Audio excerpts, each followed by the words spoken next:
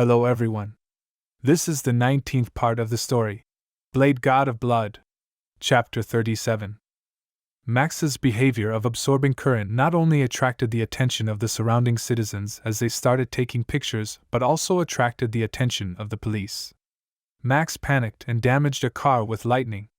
The police were frightened and pointed guns at Max. Max became more and more panicked and raised his hand to explain. At this moment, he found that all the screens around him had his face, and he couldn't help but laugh. He always liked to be noticed. Max's smile is quite hideous in the eyes of the police, and the police should shoot to subdue this monster. If the police fired, everything would be irreversible. At this critical moment, the walkie-talkie on Sheriff Macy suddenly rang. The old voice of the precinct chief came from the walkie-talkie. "Everyone, don't be impulsive. Put down your guns, Sheriff Macy. Turn on the amplifier. Someone wants to talk to that person." The police looked at each other, and Sheriff Macy hesitated, raised his hand to signal everyone to stop, then turned on the amplifier, and a voice sounded from the loudspeaker. "Max, is that you?" "It's me, Mr. Wong, it's me." When Max heard Bert's voice, he shouted excitedly. When he was excited, the electric current flashed on his body, which scared a policeman, who almost raised his gun to shoot. Bert asked, "Max, what's the matter with you now? I heard that you were dead, and rushed back from the casino, but I saw you online and turned into electric man. I don't know what happened. I fell into the electric eel pond and I became like this. Mr. Wong, help me!" Max shouted, and he was full of gratitude at the same time. It was too rare for such a big man to come back specifically for him. Bert thought for a while and said, "Max, it's not suitable for you to stay in a crowded place right now. You come to meet me at the Hell's Kitchen Pier and we'll talk in detail." "Meet you?" Max asked worriedly. "Mr. Wong, if I am like this now, will it be dangerous to you?" "Don't worry, I know you won't hurt me." Bert laughed. Max was greatly moved. How could Mr. Wong trust him so much? After Bert finished the call, the bureau chief ordered, "Find a truck and take this gentleman there." Sheriff Macy lowered his head and said dissatisfiedly on the walkie-talkie, "Chief, he destroyed a car, and it is very dangerous. We should lock him up." "Are you sure you can catch him?" the head of the branch said. "I don't want to collect the corpses for you. As for the damaged things, someone will compensate you. You don't have to worry about it. Now bring people over there. Also, be polite." "Yes, Chief." Sheriff Macy was helpless and could only agree, scolding secretly in his heart. Damn rich man. Then, the police began to disperse the surrounding citizens and found a van to send Max away. The reason it's a van and not a police car is that Max was charged, and it's too dangerous to ride in a police car. Insulated chairs and cushions can be added to the van. Max didn't resist. After all, Mr. Wong was helping him, and although he was a little withdrawn, he wasn't a bad person. In the movie, the reason why Max became the villain is mainly that there are too many negative emotions, and there are no friends who care about him. Now that someone is concerned about him, and with the scenery of life some time ago, Max will naturally not break out easily. It is worth mentioning that during the whole process, Spider-Man did not appear at all. The reason is very simple. He was working as a sparring partner in the tea house, and was chased by Jessica and Trish, running around dodging. Because many people posted what happened just now on the internet, what happened in the square quickly spread. In the bedroom, Norman Osborn squeezed his fist excitedly. "Doc in Hell's Kitchen! Bert, I'll send you to hell!" There is a pier in Hell's Kitchen that originally belonged to the Rand Group, and Bert swallowed it when he emptied the group, so this pier now belongs to Bert. Under the bright light, Bert sat on a chair by the sea, quietly waiting for the Electro Man to arrive. Beside him stood Natasha and Mercury. There were 10 well-armed guards around him. After an unknown amount of time, a truck drove up, and Max the Electro Man jumped out of the carriage. He was very excited to see Bert, and as a result, the electric current almost ran wild. "Don't worry!" Bert smiled, motioned Natasha to deal with the police who were coming, then pointed to the seat next to him, and said to Max, "Max, come here, let's have a chat." "Yes, Mr. Wang." Max came over, carefully sat next to Bert, and asked hopefully, "Mr. Wang, can you help me change back?" "I'm not a scientist, I can't give you a guarantee, I can only give you the best hospital and the best doctor," Bert said. "However, in my opinion, you should not be able to change back. Your life nature has changed." "What? I can't change back?" Max was very excited, and a ray of lightning on his body shot uncontrollably at Bert. Max was shocked, and he could not stop in time, but what shocked him more was that with a random wave of Bert's hand, the lightning exploded in midair. Max asked incredulously, "Mr. Wan, you?"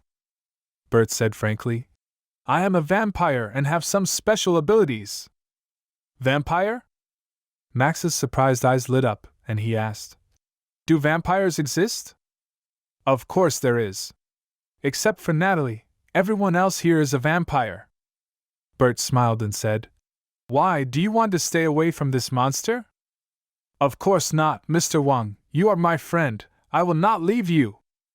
Max waved his hands, what did he think of, and said with a wry smile, "I'm a monster now too." Bert said, "You don't have to be so desperate. Even if you can't cure it, you still have 3 paths to choose from." "There are 3 paths to choose.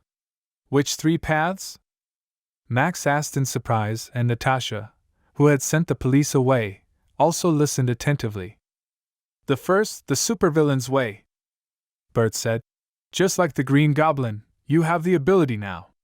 At that time, you will become a big bad guy who everyone shouts and beats, but your name will also become known in the streets." "Villain? No, I'm not a bad guy." Max shook his head. Although he was very moved by being famous, he didn't want to be a bad guy. "The second way, join S.H.I.E.L.D. as an agent," Bert continued, and briefly introduced S.H.I.E.L.D. Natasha couldn't help but glance at him. How could this guy be so kind? Max was a little moved, and he asked, "Is it an agent like 007? "Of course not. S.H.I.E.L.D. is a spy agency that likes to hide everything. If you become their agent, no one will know you, and even your existence will be erased," Bert said. "In addition, people in S.H.I.E.L.D. are paranoid victims, so you will definitely be monitored and vigilant by them. There is a one-eyed guy who will keep staring at you, even when you go to the toilet. Of course, it is not without benefits. You will make a lot of contributions to the world, and you will become a noble person. But no one knows that I've contributed. I'm not interested in that." Max shook his head. He didn't want to be a bad guy, but he also didn't want to be a good guy who was unknown. "In this case, you only have a third way left." Bert patted Max on the shoulder and said, "Make your debut as a superhero." Max was stunned. He asked, "Superheroes? Like my good friend Spider-Man?" "Yes, a superhero like Spider-Man, who fights evil, saves the weak, and is worshipped by the citizens." Bert stood up and said, "Actually, I have always had an idea to cultivate a superhero star. I think you may be suitable." Max became more and more astonished. "Superhero star?" "Yes, manage superheroes in the way of stars, and then make money by operating peripherals," Bert said. "If you are famous enough, you may be able to sell the copyright to make movies in the future. However, this is just an idea of mine, and it has not been implemented yet. Mr. Wang, I think this path is better." Max stood up excitedly. "Superhero star, this is his dream, then everyone's eyes will be focused on him. Like Spider-Man, Iron Man. Don't worry, I'll check it out for you first. You also think about which way to go next, except for the supervillain. I will support you in the other 2 paths." Bert patted Max on the shoulder and said. Max was very grateful. Mr. Wang is kind to him, and he must repay him well in the future. Natasha looked at Max speechlessly. This is too good to buy, right? It's almost gutted. It seems that S.H.I.E.L.D. can't dig him away from Bert. Bert said, "Okay, let's talk about the rest later. I'll come to help you get revenge first." Max was puzzled. Revenge for what? You almost died. It's not an accident. Someone did this. Bert said. That person is the Green Goblin who killed you and McCann. He should be coming soon. Green Goblin? Did he make me like this? Max was furious, and crackling arcs appeared on his body. Bert suppressed these arcs back with his chi and said, Don't get excited, I will help you get revenge, just watch from the side. Max said, Mr. Wong, I can help. You can't control yourself, let's talk about it later. Bert waved his hand. At this moment, there was a green object in the sky with billowing black smoke rapidly flying towards the side. Bert motioned Natasha to take Max to the back to watch the play, while he was with Mercury and 10 guards stood there waiting. It was the Green Goblin in the glider who came, and he shouted resentfully from the sky. Blood God, your time of death is here. Green Goblin, it's you who's going to die. Bert sneered. By the way, your glider is really not environmental friendly. You should learn from Iron Man. The Green Goblin was furious, and a miniature missile emerged from under the glider and shot at Bert at a high speed. At the same time, 8 figures suddenly appeared behind the container at the dock, and they all threw a grenade into the sky. Generally, ultraviolet grenade, something that Bert did not study successfully at the beginning, but the Green Goblin researched it. It was especially used to deal with vampires, and it also interfered with Bert and could not avoid missiles. It's a bit creative. Bert closed his eyes for the first time, then waved his hands. A faint red light enveloped the missile, and the missile made a half circle in the air, shooting towards the Green Goblin. The Green Goblin's expression changed, and he hurriedly activated the machine gun to blast the missile in the air, and the flames bloomed like fireworks. At this time, the ultraviolet rays disappeared, and the Green Goblin was surprised to find that none of Mercury and the others died, but their eyes were red and swollen, which was very uncomfortable. Produced by Tony Stark, it must be a masterpiece. What's the matter? Aren't vampires afraid of ultraviolet rays? The Green Goblin was very puzzled. With a wave of his hand, the previous 8 figures all picked up their assault rifles and fired at the crowd. He also aimed the machine gun at Bert. For the blood god, kill them! Mercury pulled out her samurai sword and charged toward the 8 figures in a flickering shape like a ghost. The bullet could not hit her at all. If she wanted to, she could even split the bullet with a sword. 5 of the 10 guards charged with Mercury, and the other 5 picked up the microcharge on their waists and shot at the opposite figure, forcing them to dodge. The guards are quite excited, and they can finally come in handy. The guards dealt with the reinforcements, and Bert naturally dealt with the Green Goblin. He used the power of the Iron Fist to form a red light shield to block in front of him, and then quickly approached the Green Goblin. As the Green Goblin stepped back, he threw 3 pumpkin bombs at Bert. Bert waved his hand in the air, and the faint red light hit the pumpkin bombs back to the Green Goblin, and the Green Goblin had to detonate them in advance. Bang, bang, bang. The air wave formed by the explosion of the pumpkin bomb made the Green Goblin a little unstable in the air, quickly stabilized his figure, but found that he had lost the trace of Bert. Just when the Green Goblin was looking for Bert, there was a sudden loud cracking sound from behind him. Before he could dodge, he was hit in the back by Bert's gleaming iron fist, screaming and falling from the glider down. Before the Green Goblin landed, Bert appeared beside him again, kicked out, and the Green Goblin flew straight out like a kite with a broken string, smashed the container, and fell inside with a bang. Bert's figure disappeared in a flash, and when he reappeared, he was already inside the container, where he was greeted by 3 high-speed rotating flying knives. Bert smiled disdainfully. 1 finger turned into 3 bloody arrows, which instantly pierced through the 3 throwing knives. The Green Goblin took the opportunity to get up from the ground and punched Bert, while enduring the pain. Bert grabbed Green Goblin's wrist and threw him over his shoulder, smashing him to the ground. Green Goblin was dizzy. Before he could recover, Bert stomped on his chest with a flashing red foot. Even with the protection of the armor, even if he had been strengthened, The ribs on his chest were still trampled on the spot. Broken, and even pierced into the internal organs. Green Goblin screamed, and opened his mouth to spit out a mouthful of blood. Bert raised his hand, lifted Green Goblin from the ground, then pinched him by the neck and pressed him against the iron wall of the container, sneering. "Norman, you are so weak! I didn't even use 10% of my strength."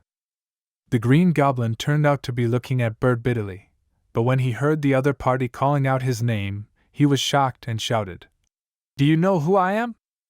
Everyone can see it, can't they?" Bert took off the Green Goblin's helmet and said, "Only ordinary people would think that the Green Goblin is Dr. Strom." Chapter 38. "Blood God, I won't let you go!" Norman Osborn looked at Bert hideously. If his eyes could kill, Bert would be riddled with holes. Bert smiled slightly. He retracted his previous finger and then dripped a few drops of blood on Norman's face. The blood immediately penetrated his skin. Startled, Norman shouted, "What did you do?" "It's just a small control," Bert said. "Norman, you have two choices. One is that I will kill you now, and then make your identity public so that the Osborn family will be spurned by everyone." Naturally, Norman didn't want this. He gritted his teeth and asked, "What's the other one?" "Another, go back to being a patient, and then sell all the shares to me," Bert said. "In this way, I can give you a decent death, and no one will know that you are the Green Goblin." Norman said angrily, "What's the difference between this and other? I'm still going to die." "Of course you're going to die. If you don't die, how can I feel at ease?" Bert said.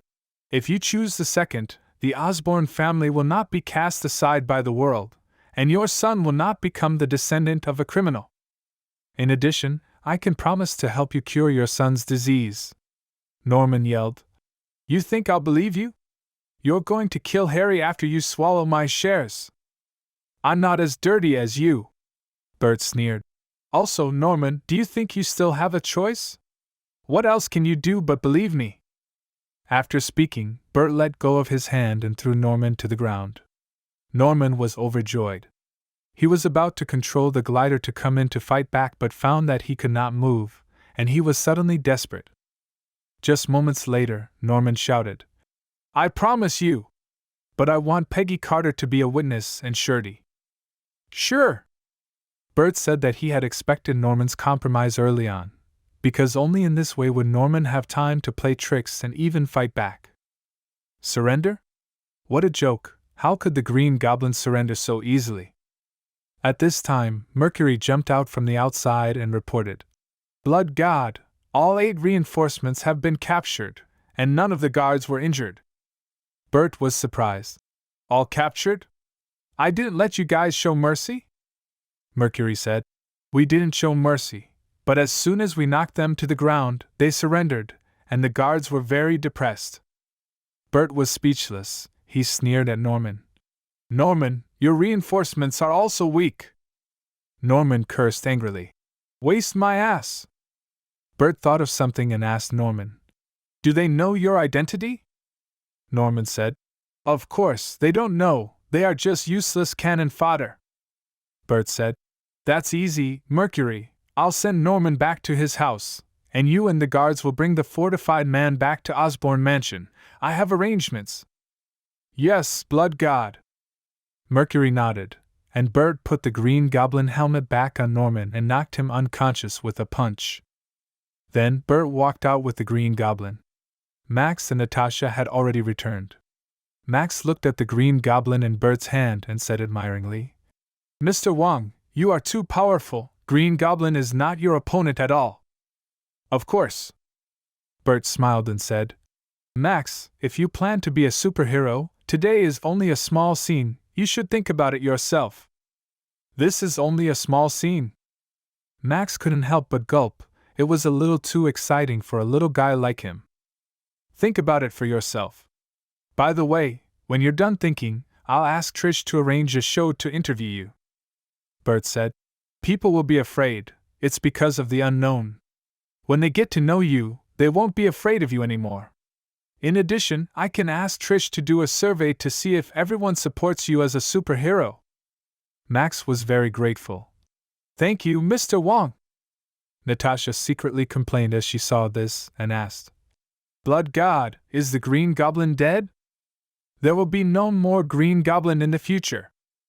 Bert smiled and said, Go back, Oscorp, it's mine. Congratulations to the Blood God. Mercury and a group of guards said in unison. Bert laughed. What about the big group? Is it not in his pocket now? Max worships more and more, and even Natasha has a strange color.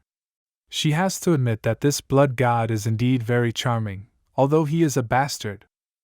As Norman Osborn announced the sale of his shares to Bert, everyone knew that the Oscorp had changed. Bert was not polite, and directly occupied the chairman's office. At this moment, he was interrogating the previous female assistant who wanted to steal data. Bert looked at the female assistant and asked, Felicia Hardy? You said you were sent by Kingpin? Yes, Kingpin has an authentic Picasso in his hand, and he used that information to let me steal the human body strengthening serum. Felicia said, as she didn't want to be tortured by Mercury again. This woman was so strong, she felt her jaw was broken. Kingpin is brave. Knowing that I'm going to join the Oscorp, he did this? Bert snorted coldly, while Mercury said, Blood God, do you need me to solve Kingpin? Not for the time being. Bert thought for a while and shook his head. He asked Felicia, Felicia, do you like art very much? Felicia said with a fascinated face, Yes, art is the most beautiful treasure in the world. Bert said, Then come and help me. Our vampire clan has the most famous works of art, and many warehouses are filled with those in my house. Can artworks use warehouses as units of measurement? Felicia was speechless, and her eyes brightened immediately. The vampire clan must have a lot of art. After all, they have lived for so long. Blood God! Seeing that Bert was interested in Felicia, Mercury was a little anxious. Bert waved his hand and said, She will be my secretary, not an assistant. You can recommend a few new assistants, and I will choose them slowly. Hearing the words, Mercury breathed a sigh of relief and said, Blood God, this woman is untrustworthy. It's okay, I'll make her credible. Bert smiled. The reason why he chose Felicia was that he remembered who she was. She is Harry's secretary in The Amazing Spider-Man 2. Bert once went to check her information and found that she is an anti-hero named Black Cat who has a lot of emotional entanglements with Spider-Man. As for why check her information? Nonsense, of course, because she is beautiful. Hearing the words, Mercury didn't say anything more.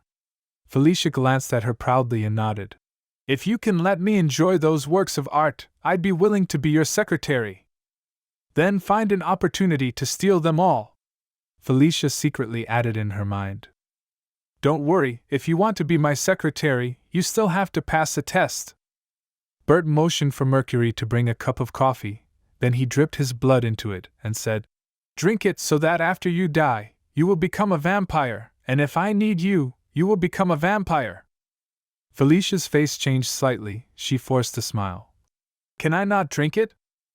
Mercury, get rid of this little thief who stole our stuff. Bert said. Mercury immediately drew her sword, and Felicia, without saying a word, stepped forward and took a gulp of coffee. Because she drank too quickly, she choked and coughed. Felicia secretly said, Vampires are not good people. After Felicia finished drinking coffee, Bert said, Okay, now let's talk about your test content. Felicia put down the coffee cup, wiped her mouth, and asked in amazement, Isn't that a test just now? That's a bonus. Bert said, Didn't Kingpin promise to give you the original Picasso? Go and steal it. What? Felicia was stunned. What is the difference between this and death? Bert said coldly, You only have 3 days. Also, don't think about not returning, I can easily find you. I'll do it. Felicia gritted her teeth, nodded in agreement, then stepped on high heels and turned away. Mercury asked, Blood God, do you want to teach Kingpin a lesson? It's a warning. If he knows the consequences, I will let it go. If he doesn't know, then the underground world will have to change the Emperor," Bert said. "At the same time, this is also cutting off Felicia's back road, offending Kingpin. Without my protection, she will surely die," Mercury said. "Blood God is wise." "Does that even need to be said?" Bert smiled and said, "Mercury Oscorp is very important to us. You need to use more snacks." "I will." Mercury nodded excitedly, and Pure Blood finally gained the trust of the Blood God. With the Oscorp in hand, Pure Blood would have the capital to fight Carter of the Blood God group. At this time, Natasha knocked on the door and came in. She said, "Blood God, NYPD Commissioner George Stacy is coming." Bert smiled and said, "I was just about to find him. Let him come up." Soon, Director George walked into the office, shook hands with Bert, and said straight to the point, "Mr. Wong, I hope you can hand over the Electro Man you took away yesterday, and about the Green Goblin, I hope to learn more. Electro Man is a pitiful guy, don't bully him anymore, Chief George." Bert got up and walked to the bar, took out a bottle of red wine, and asked, "Do you want it?" "No, thank you," Chief George said. "Mr. Wong, that Electro Man is very dangerous. And this is the duty of our police. He's not dangerous. About him, Trish's talk will explain it in detail in a few days. Remember to tune in." Bert poured himself a glass of wine, then asked Mercury to place a box in front of Director George and said, "As for the Green Goblin, I have already fixed it, and he will not appear again in the future." "You've got it done?"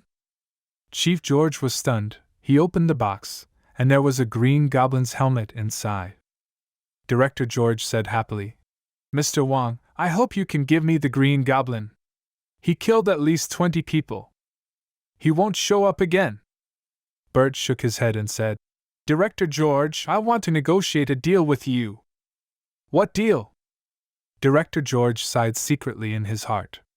If it was an ordinary person, he would have already forced the other party to hand over the Green Goblin and the Electro. But the young man in front of him is not only a vampire but also one of the richest people in the country. Can't do anything. Everyone knows that in America, you can do whatever you want with money. Green Goblin conducted an illegal human experiment some time ago and produced 8 successful enhanced humans," Bert said. "I can hand them over to you, which is the end of this deal." 8 fortified people? Chief George was shocked, and he couldn't help but ask, "What kind of enhanced person?" Bert said, "Their physique is only 1 grade lower than Captain America, but they are of homeless origin, and their quality is very poor." "Is it only 1 notch lower than Captain America?" Chief George's eyes lit up. Because of the Ironmonger and the Green Goblin, citizens' trust in the police decreased. If they could get these 8 reinforcements, that would restore their confidence in the police. Moreover, with 8 reinforcements in hand, if something like the Green Goblin happens in the future, the police will not have much trouble. Chief George asked, "What conditions do you have?" Bert smiled and said, "You know my Vampire Clan police station, right?" "Yes." Director George first nodded, then said, "S.H.I.E.L.D. is not qualified to issue a license to us. So I want you to do it." Bert came over with 2 glasses of red wine and said, "I hope that the New York Police Department can officially recognize the Vampire Police Department, and the 2 sides can communicate with each other to protect the interests of human beings and the vampires." "This?" Director George was a little hesitant, he said. "I can't decide this matter."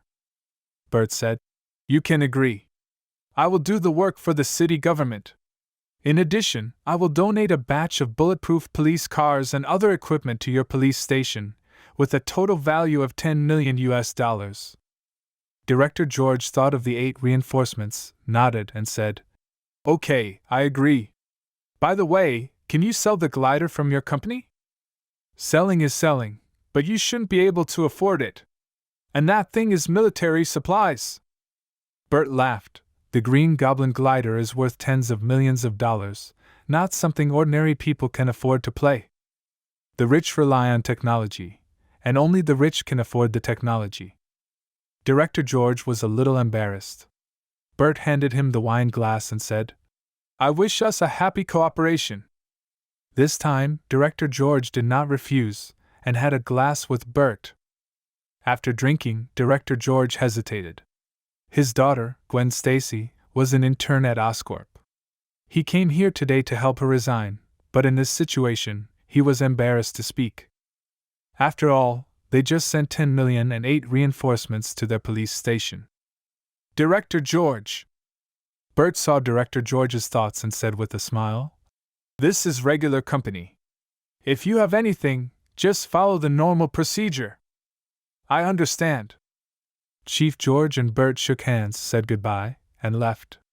As for the 8 reinforcements, they will be sent to the New York Police Department after the inspection is completed, and it is confirmed that there is no problem. After Director George left, Mercury asked, "Blood God, are you being too polite to him? He is a rare good policeman. You should be a little polite." Bert didn't care. He asked Mercury, "How about Norman?" This marks the end of part 19 of the story, Blade God of Blood. Thank you for listening. Please like the video and hit the subscribe button to listen more. Hit the bell icon to get notified of all the new content uploaded to the channel ASAP.